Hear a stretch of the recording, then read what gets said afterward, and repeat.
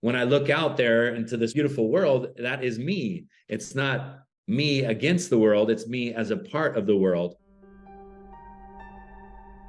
Awareness, the final frontier. These are the explorations of Jonathan Robinson and Brian Tom O'Connor. Their continuing mission, to discover fresh new paths to the mystery within, to seek out new joys and new methods of awakening, to boldly go into the heart of expanded consciousness. This is Awareness Explorers.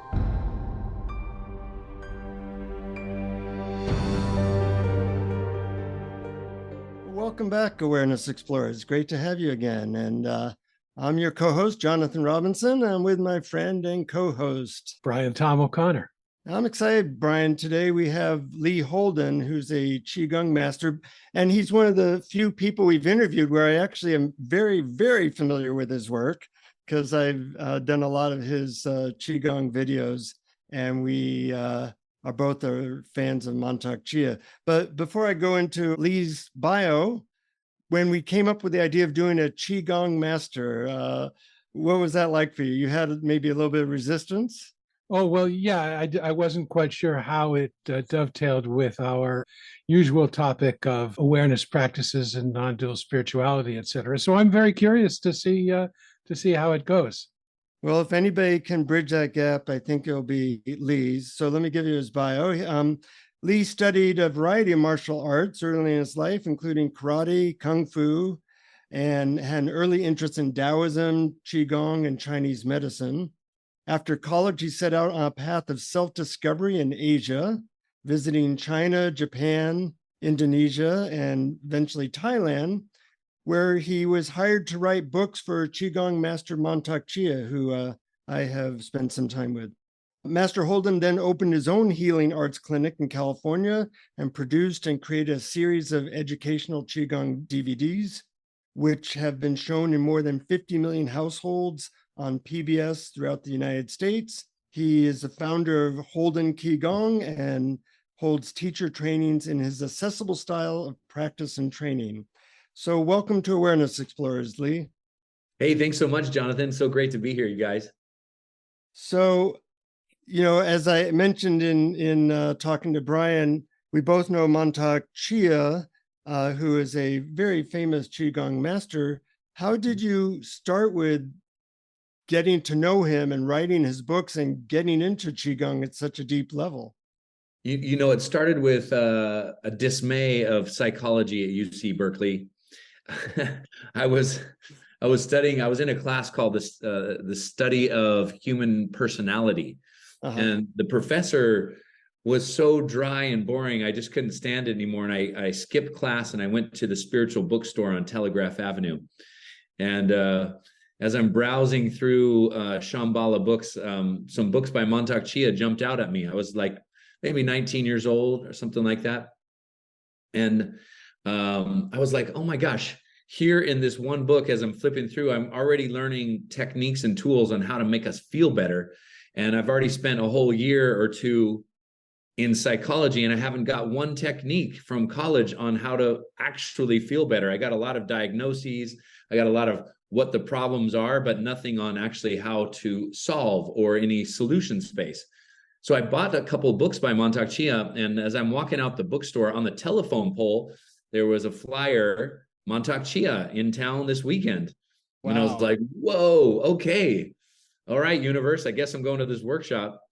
And funny enough, I was, I didn't have enough money to attend the workshop as a poor student. So I asked the organizer if I could help and do anything for them as a way to work off my tuition. And they said yes.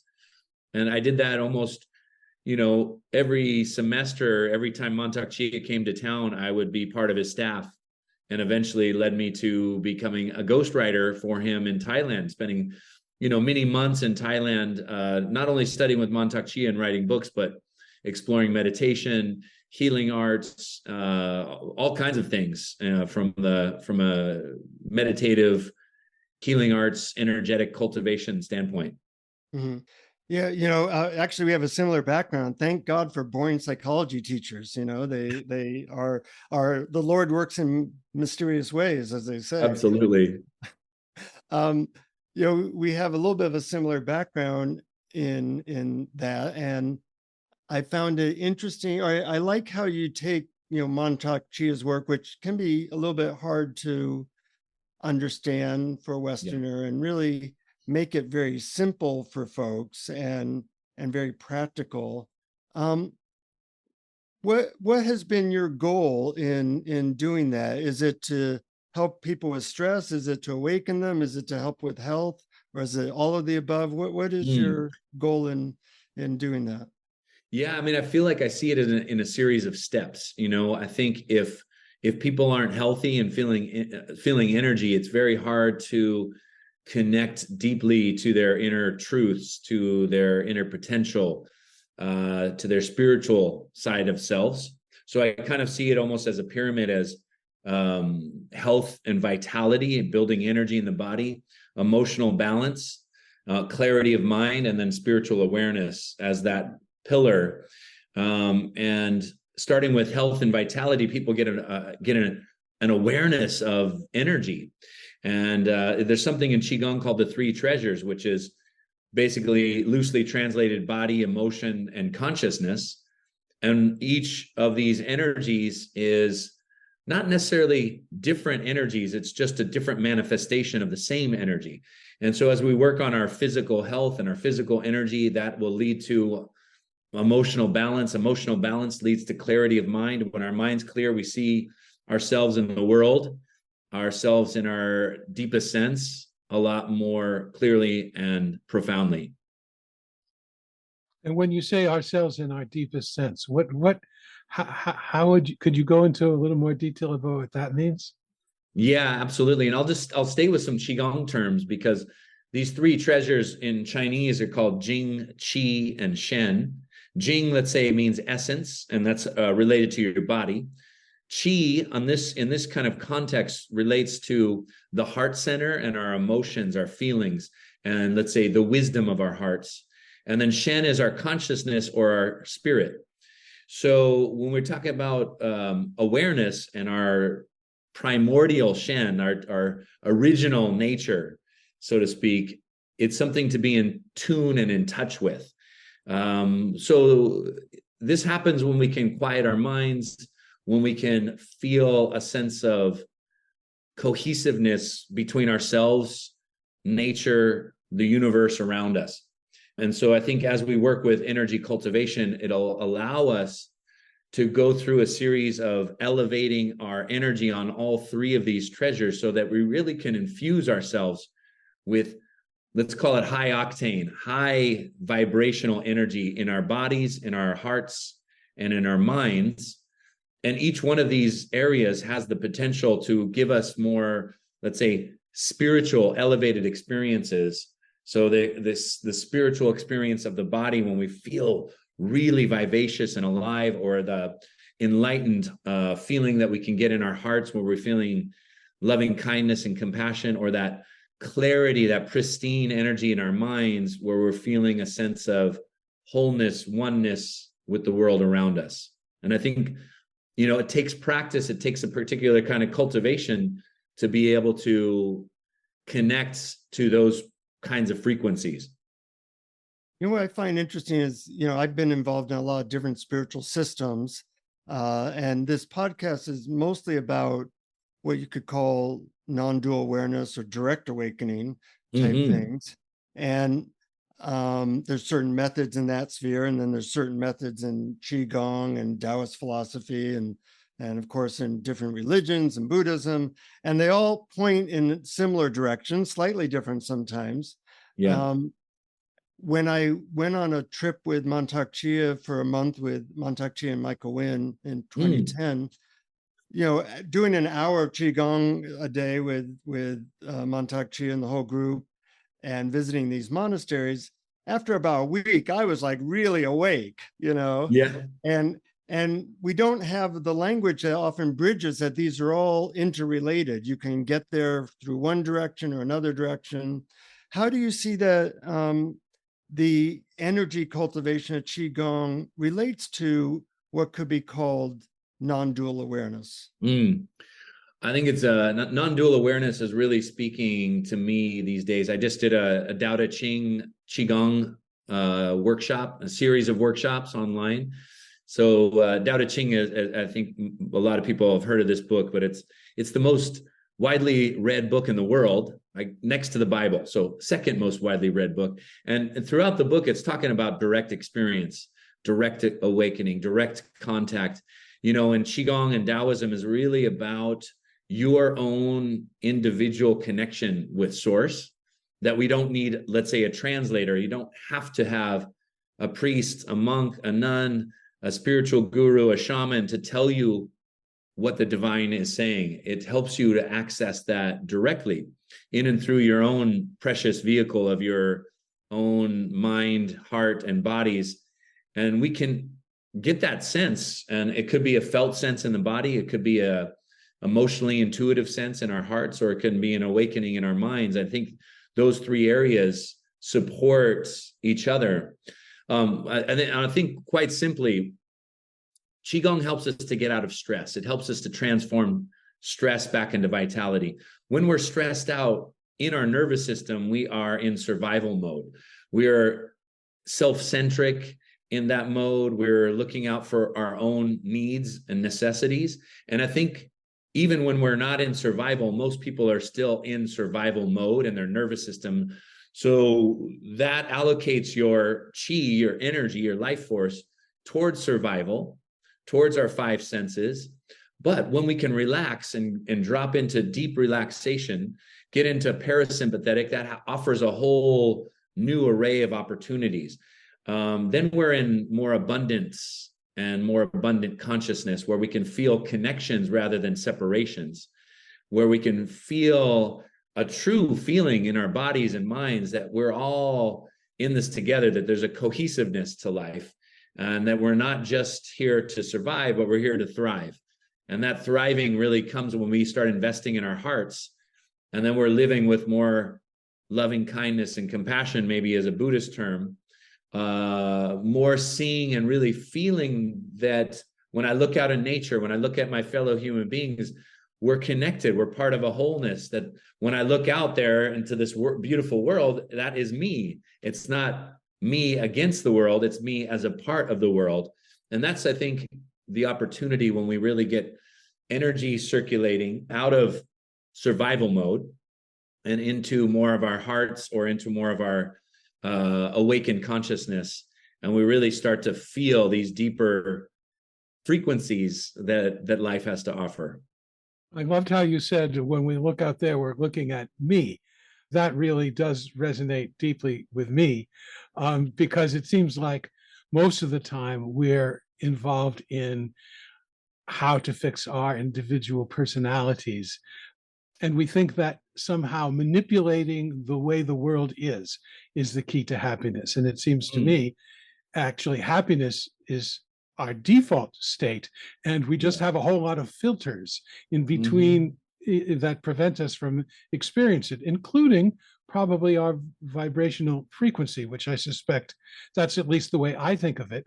And I suspect perhaps that could be interpreted as something similar to the qi that you're talking about. Yeah, and I love what you just said. Happiness is our default mode, because lots of people don't necessarily feel that on a day-to-day basis, because there's so many filters, and because it's unfortunate I don't have to teach a Qigong workshop on how to worry, how to be stressed out, how to be anxious. We kind of have that nailed, because our nervous system, our mind-body system is set up to prioritize survival over happiness. So the work to do, and by the way, Gong, as in Qi Gong, Gong means work, a skill set, and developing a skill set to live with more energy, or live with more life force energy that's optimized at a high frequency. And what does that look like? Well, it just means that we can really tune in to say, like, is this traffic jam should it be a life-death situation? Is me talking to my boss a life-death situation? Is me getting the kids ready for school life and death? Most of the time, no. Most of the time, stress and survival mode is an overreaction. Sure, when you're facing a grizzly bear, when you're standing on the cliff's edge, when you're walking down a dark alley and there's some noise behind the canisters, yes, maybe that's a good time to go into survival mode, into stress mode. But stress mode really should be something that we only use in small portions and short bursts. It's the chronic stress that really keeps our energy heavy, and that heaviness causes depression, feeling of fatigue, feeling of being just stressed out, as people call it, anxious, all kinds of things. And when we can, work with that, we have an opportunity to transform it, because energy is always able to shift from one state to another. And so in Qigong, we're constantly talking about, let's say, gardening, that stress, anxiety, worry, depression, it's like we can use that as compost to grow a beautiful garden. It's necessary, but to see things, let's say, like you guys talked about, non-dualistically, we see the yin and the yang and the circle around it. So the yin would be the compost, the yang would be the flowers, but without the compost, there is no flowers. Without us knowing some difficult times, without us knowing sadness, we don't really know what true happiness is. So it's not that we just don't ever feel those, let's say, quote unquote, negative emotions. It's just that we never, or we don't get stuck in any one frequency. And we can get back to deep relaxation, where you said our default mode is this state of light joyfulness and inner peace. And whenever we're out of sync with that, it's a sign, let's do a little bit of work to get us back into that state of relaxation and peace, or what we might be calling in Qigong flow. Great, a great answer. One of the things I like about Qigong is that there are no shortage of methods. We're both method junkies, Brian and I, and if anything, Qigong has too many methods. I've done your videos, different video every day for a month, and it's always new. But one question I have is, a lot with Qigong is stuff that you have to take time separate from your life to do. And I'm wondering if there's anything that you think of as a Qigong method or helps us to get in the flow that can be done, say, while walking, driving a car, being, I don't know, even email. Yeah, Jonathan, this is what I call Qi living, because your Qigong class is just a practice for living better. Qi, the term Qi means aliveness. It is your livingness. And so, we do a Qigong class to practice getting into flow state, or to clearing stress wherever it's held in our bodies. We all hold too much tension or tightness in our upper back, neck, and shoulders. There's aches and pains. So we can do very specific things to help that Qi heal and get us into a state of wholeness within ourselves. Wholeness and healing come kind of from the same root word. So we can create a healing effect by working with energy. Then we go into our lives and we're driving the car, or we're picking up kids from school. And how can we keep and maintain that state of relaxation or flow, even in the face of, let's say, adversity or what seems like stress? So I'm doing this all the time because I have 4 children. I have a toddler and 3 teenagers, and I have 2 businesses, and then I do all kinds of things. So I'm constantly, how can I bring Qigong into this circumstance? How can I make this when I'm getting kids ready for school? Today was the first day of school, by the way. How can I make it like a flowy, easy, effortless day? And when teenagers are bickering or something, how do I come in and Aikido or Tai Chi this?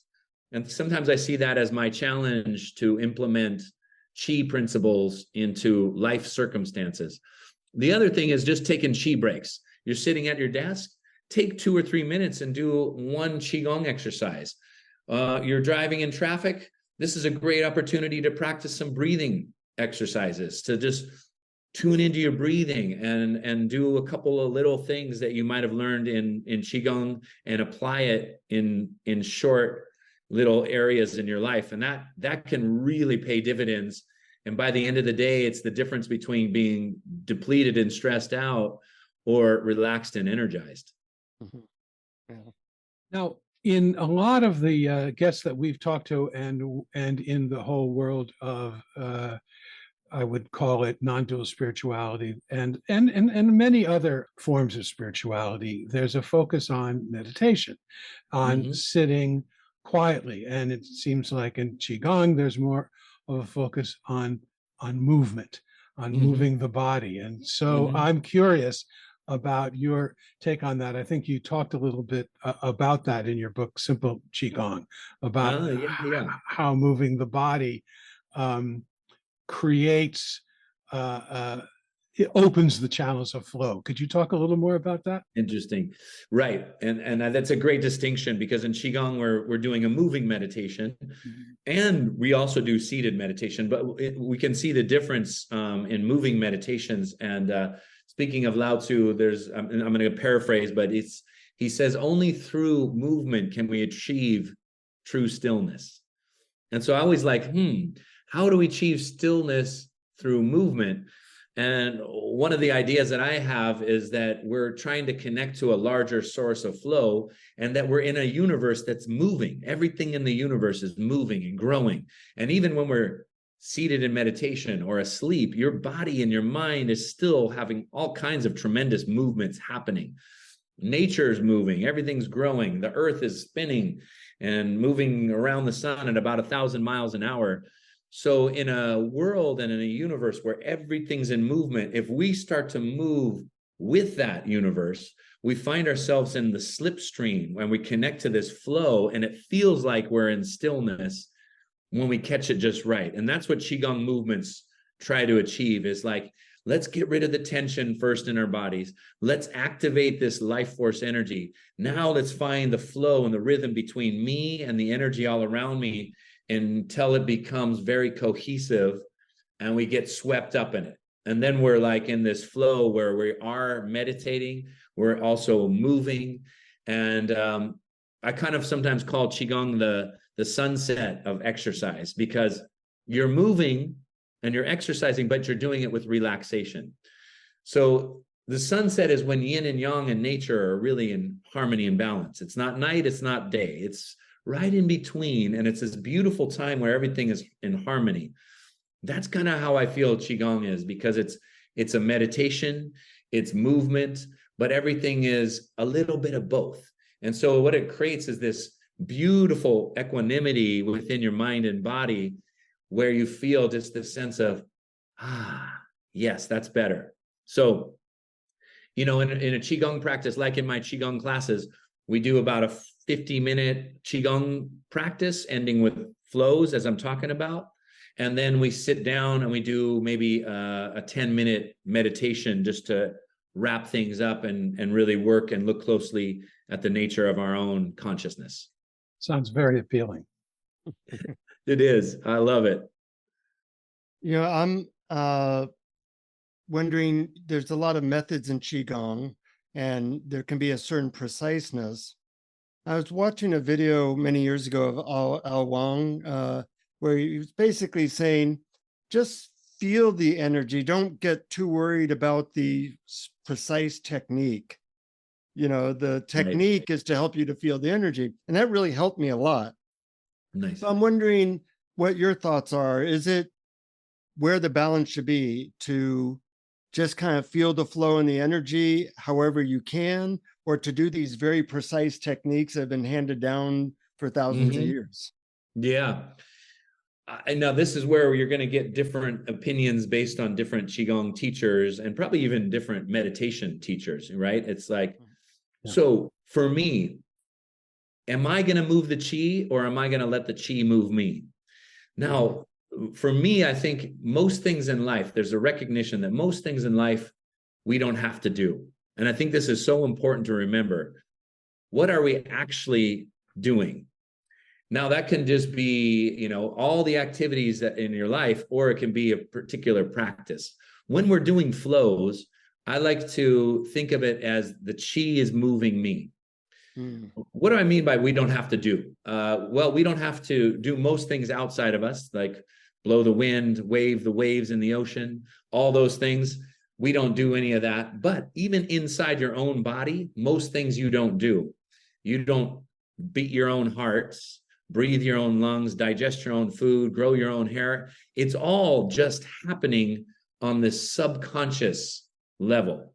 So that's the difference between voluntary action and involuntary action, and the recognition that most things fall under that involuntary activity. When you get into flow state, what happens is your voluntary actions and the involuntary actions are really in alignment. They're coherent, and there's a power that comes from that. So, you know, one of the first techniques of Qi Gong is relaxation. This happens when you're in flow state. We got to actually do less to accomplish more. Less tensing our bodies, less thinking in our minds. That comes from relax. And all of a sudden you get swept up into this energy where your voluntary movements are very minimal, but this great energy that's already within you now becomes coherent. You get swept up in it. Mm-hmm. So I'm of the method, more of this water method, where we're doing less. And when we're talking about energy and energy cultivation, the thing to remember is that we already have all this energy within us. We just mismanage it by too much tensing. Like if you walk around and tense your muscles up all day long, at the end of the day, you're going to be tired. Not even at the end of the day, after an hour or two. Well, we're all holding way too much tension. And people can just right now, if I said, relax your neck and shoulders, I bet you can relax quite a bit and go, oh, wow, that's better. Relax your jaw. I mean, all of these little areas in our bodies that we can reclaim the energy. And then all of a sudden we're like, wow, I have a lot more energy. I didn't even know it. It's not that we got a whole lot more energy. We're just managing the energy that we have in a much better way. Now, how do we feel? How do we sense the energy within us? Well, it will come, and we can enhance it. We can give it a little boost in the same way when we're gardening, we can add a little water to the flower. We can put it in the right space, but then nature takes over and does the rest. Mm-hmm. And so your body is this cultivation where we're going to do things, yes, but most of the time we just create simple ways in which we create harmony in our system, and then the involuntary subconscious, the intelligence of our energy systems take over. And that can work in our minds and our bodies. And that's kind of how I see either, you know, the effort in doing a practice like Qigong and being meticulous with the hands or arms or body positions or where the energy is going. Yes, we want to do that, but we want to do it a little bit, and we want to relax more and get ourselves into that flow state. And then everything happens that we call, you know, just magic. It's just like, wow, this feels so great because we've relaxed into a larger force. And in essence, we're trusting the nature of ourselves and the nature of this beautiful universe in which we find ourselves. Yeah, it's very helpful. Thanks for that. On a practical level, what is the path for people to learn Qigong? And I asked this for a very personal reason when I was reading your book, and the first half is about the theory and its relation to Taoism, and then you get to the exercises, and I found myself getting overwhelmed. Like, oh my gosh, there's so many. I couldn't possibly do all these. I can't learn all these. So is it that we must then find a teacher, or there only a few that we start with, or what is the path for someone who wants to learn this? And I think this speaks to what I found after teaching Qigong for 35 years, Brian. I find that it's difficult to learn out of a book. You know, it's not impossible, it's just harder. And if you're learning Qigong out of a book, just take one or two exercises and try them and figure them out. You can get a lot of benefit just, you know, if there's 20 exercises in the book, if you really get 3 of them and you just practice those for a week, and then the next week you do 3 more and you kind of stitch them together, after a couple of months, you got a nice little routine. The easiest way really is through, now, especially with modern technology, is through video courses or a teacher live. Those are always the best and easiest. For me, what I do, I have lots of videos on condition specifics. Let's say Qigong for upper back and neck, Qigong for low back, Qi Gong for stress, Qi Gong for sleep, because I really like to help people target whatever they want to work on and create a routine for that. And then I do just a video class subscription where people just turn on Zoom like we're doing right now and are able to follow a class with me 3 times a week, either live or we put it on the website, and you always have the 2 weeks of classes that you can come to. And then the other thing that I do, and this is very helpful, is I edit it into a 20-minute class, just in case you're too busy for the full hour. You got a 20-minute option to go through. And in 20 minutes, you can get a really good boost in vitality and a lowering of your stress levels. And I find that that's very helpful, and it keeps the exercises really fresh because each class I do something a little different. Yeah, and I found them incredibly valuable at Lee, and your teaching is very clear and the videos are very helpful. A question I have about one of the mainstays of Qi Gong is something called the microcosmic orbit, which is kind of breathing. For our listeners who don't know about it, it's in a lot of different systems and a lot of different delineations and descriptions, but it's basically kind of like breathing energy up and down your spine, might be the simplest way of putting it. And I've been with various teachers that describe it in all these different ways, but you have 35 years of experience of actually being in the trenches, trying to teach people this. What have you found helpful for people to get into their core and feel that energy moving up and down? Yeah, and this is great. So microcosmic orbit sounds a bit esoteric, and it kind of is. Another name for it is the small heavenly circle.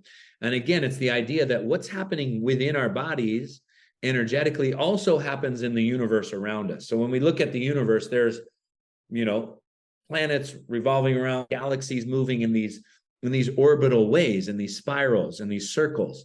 And so the energy in our system also can work in that same way. When you look at yin and yang also, yang is fire, yin is water. Fire tends to rise and go upwards. Water tends to sink and go downwards.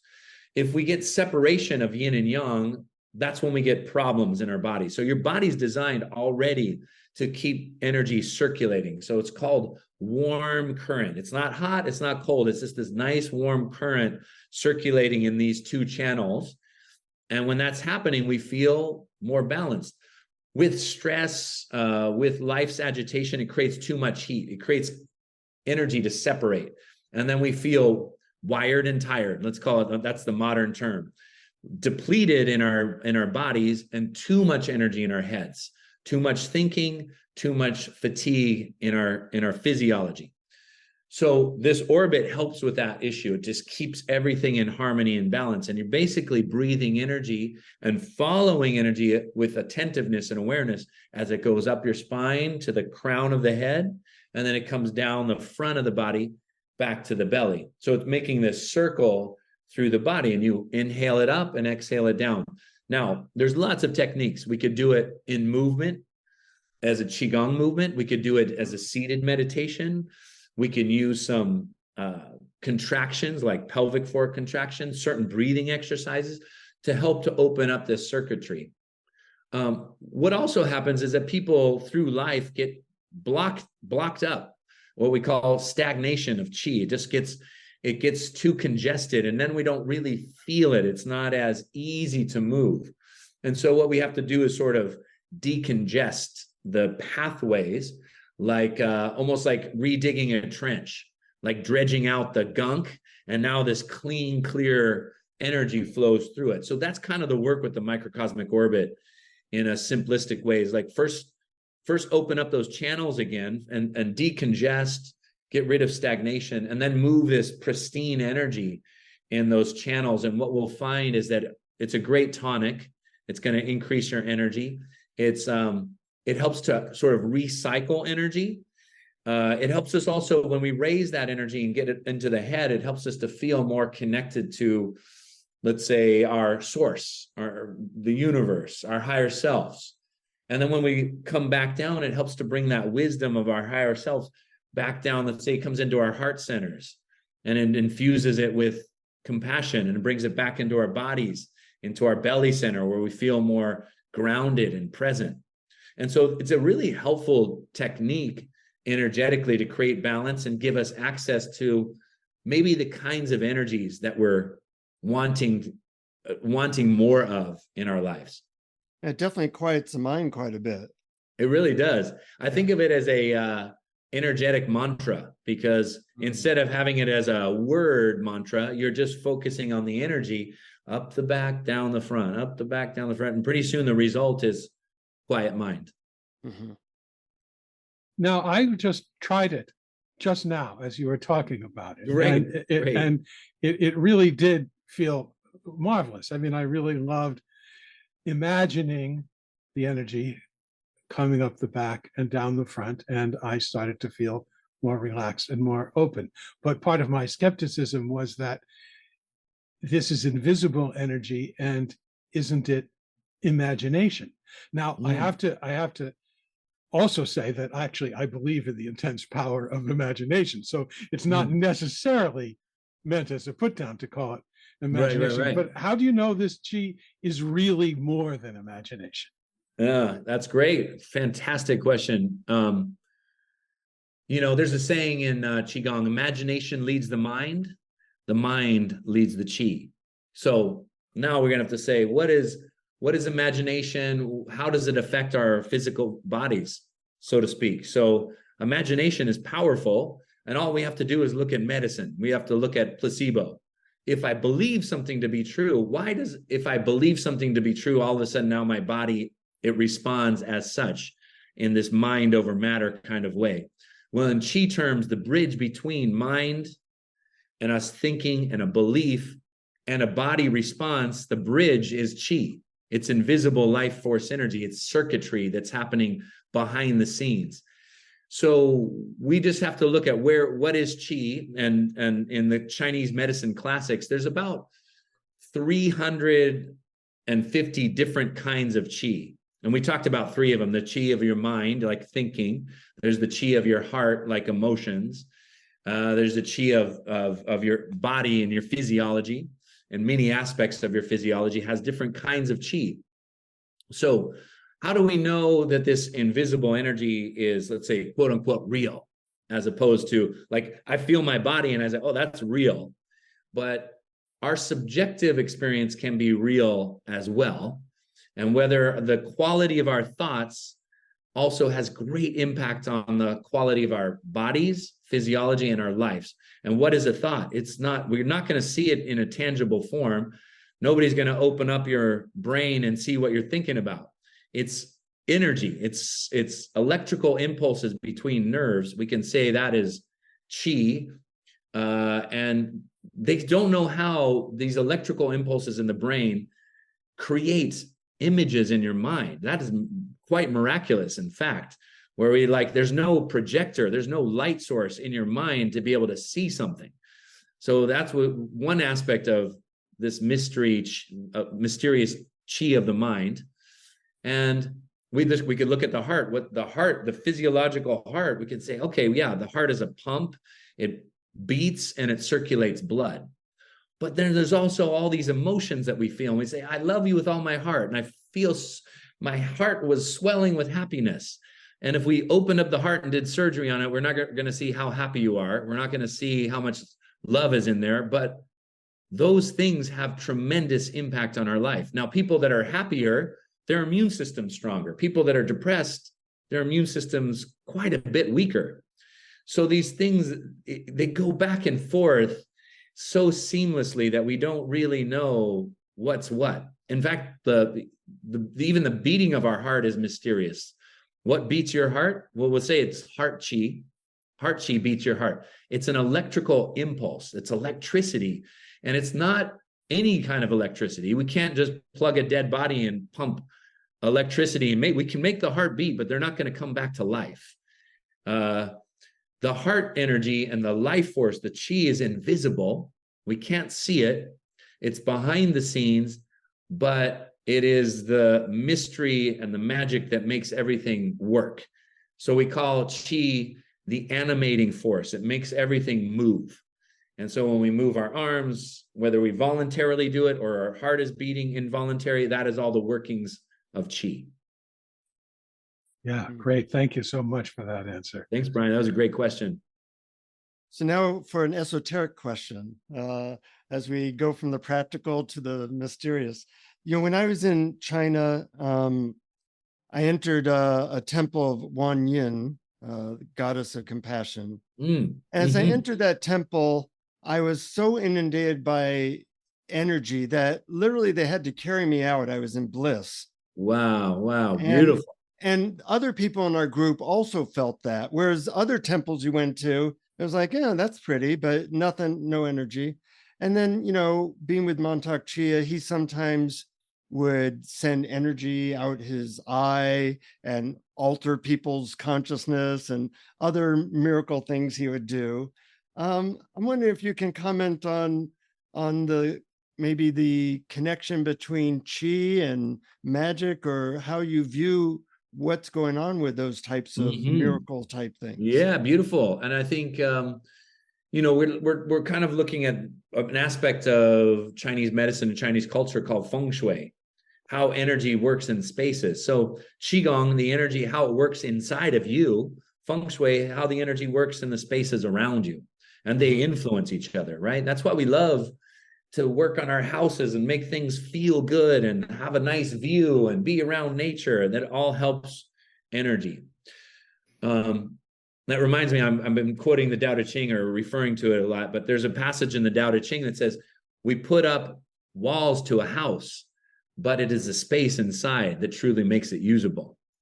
We work with being, but it is non-being that we truly use. So I think this is interesting that we forget about the empty spaces and the emptiness. And the emptiness of a space isn't full of nothing, it's full of vibration. It's full of energy. I mean, in this room, in our rooms, there's literally radio waves and TV waves and cell phone signals. We don't see it, we can't perceive it with our senses. Well, there's also a lot more that's going on. There's earth energy, nature energy, human energy. And when there's very high level practitioners of energy work, spiritual energy, it's palpable. So when meditation masters, enlightened beings have been in particular spaces, especially over some period of time, when you enter into it, you're just going to feel that vibration. It's like you're tuning into it. It's like your frequency has now picked up that signal, and now you're on that vibration. And it was like, wow, we're on that. We're in the presence of something really great.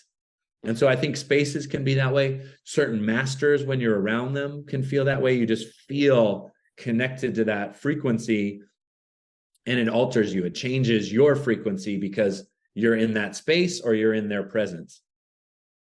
It's a lot of fun. It's a lot of fun. The most fun. Ryan? Speaking of fun, would this be a good time to maybe launch a guided meditation? Absolutely. And this is a fun one. My 2-year-old is always saying, that was a fun, huh? And I was like, yeah, that was a fun. That was a fun go to the park. That was a fun to go on the swing. So let's do that was a fun to meditate, because meditation, it should be fun. It should be a time when we get to relax, tune into our own minds, get to know ourselves a little bit better. And this meditation is called Inner Smile. And it's a healing meditation. It kind of sets up any other meditation that you want with just a little bit more elevation and positivity. So I love it, especially in working with you guys and your listeners, because probably everybody has some kind of meditation experience and practice. And now we can just infuse it with a little bit of more heart energy. And if you wanted to start your meditation with this practice and then go into anything else, microcosmic orbit, mindfulness, Vipassana, whatever, it will just give it a little bit more lightness. So go ahead, everybody, and just get calm and relaxed. Take a few slow, deep breaths in and out through your nose. And this meditation, the inner smile. And it's truly designed to bring a smiling energy into your heart. So just imagine that you're watching a beautiful sunset, this golden light on the horizon, and everything in nature seems to be in harmony and balance. And then just let the rays of the sun shine on your face and feel your face respond with just a little smile between your eyes, maybe just a little lifting of the corners of your mouth.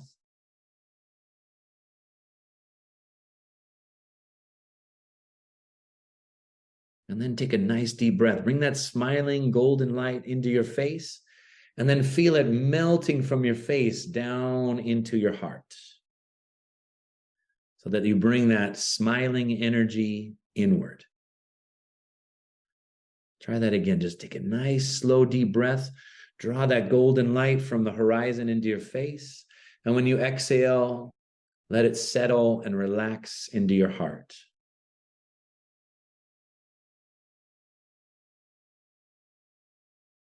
And as you inhale, you can bring a slightly bigger smile to your face. And then when you exhale down towards your heart, just let the face relax. Let the smile enter into your heart.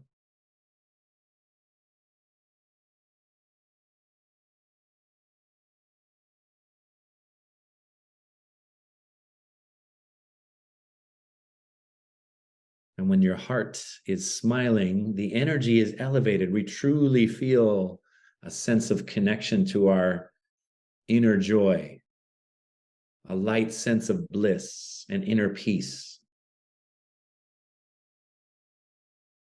where we can just relax deeply into this moment.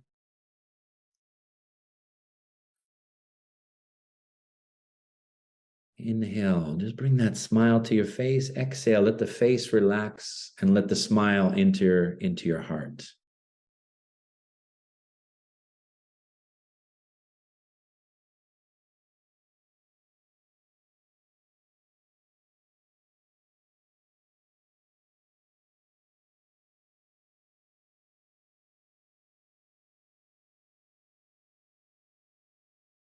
And now feel like your heart is like that sunset. It's just golden and warm, and it's shining light through your chest and down through your abdomen.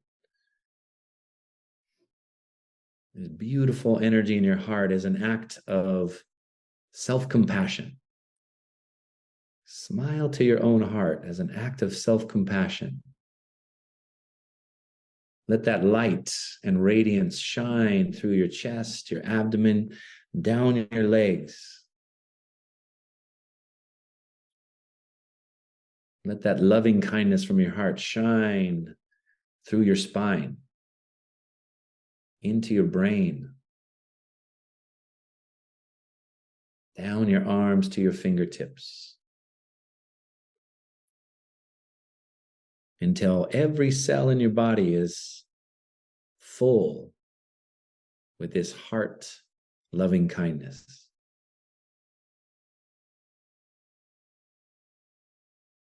Think of this meditation as heartfulness, the fullness of your heart in the moment, expanded.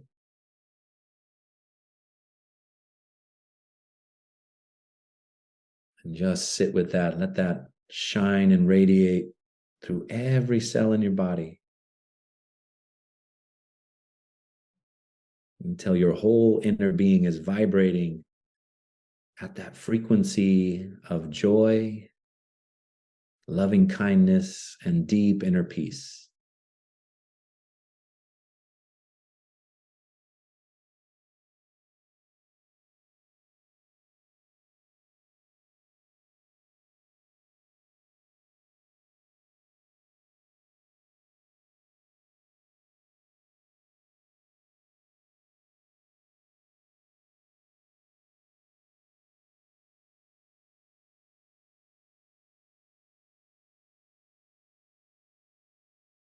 And bring your hands over your belly and just center the energy there. Hands over the belly and center your energy there. In Qi Gong, we put the hands over the belly as a way to store the energy of an experience and contain it. I want you to just take a nice deep breath into your belly. And when you're ready, you can slowly open your eyes.